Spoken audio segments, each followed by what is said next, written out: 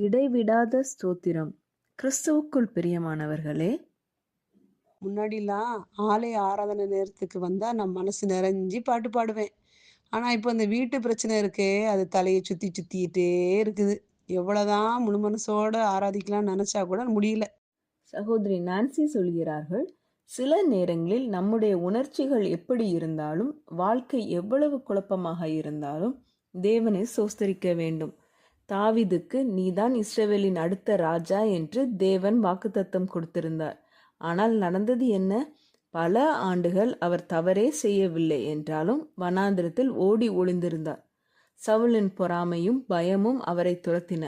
இப்படிப்பட்ட இருண்ட நேரங்களில்தான் தாவீது சங்கீதம் 34 எழுதினார். கர்த்தரை நான் எக்காலத்திலும் சோஸ்தரிப்பேன். அவர் துதி எப்போதும் என் வாயில் இருக்கும். தாவீது கர்த்தரை சோஸ்தரிக்க தீர்மானித்த போது தாவீதின் இருதயம் உயர்த்தப்பட்டது. கர்த்தருக்குள் என் ஆத்துமா மேன்மை பாராட்டும். சிறுமைப்பட்டவர்கள் அதை கேட்டு மகிழுவார்கள். ஸ்தோத்திரம் செய்வது நம்முடைய சூழ்நிலையை பொறுத்து மாறுகின்ற ஒன்றாக இருக்கக்கூடாது. ஏனென்றால் நம்முடைய சூழ்நிலை மாறிக்கொண்டே இருக்கும். நம்முடைய சோஸ்திரம் நம்முடைய மாறாத தேவன் நமக்கு செய்த நன்மைகளுக்காக இருக்க வேண்டும். ஜெபம் செய்வோம்.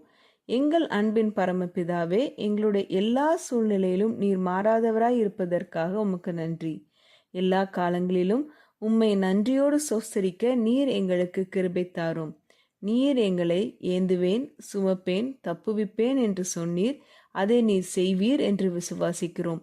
இயேசுவின் மூலம் ஜெபிக்கிறோம் பரமபிதாவே, ஆமீன். இந்த மெசேஜ் 26 ஜூன் 2024 நான்சி டிமோஸ் வால்குமோத் அவர்களின் இயேசுவை தேடி என்ற புரோகிராமிலிருந்து எடுக்கப்பட்டது. கர்த்தர் உங்களை ஆசீர்வதிப்பாராக.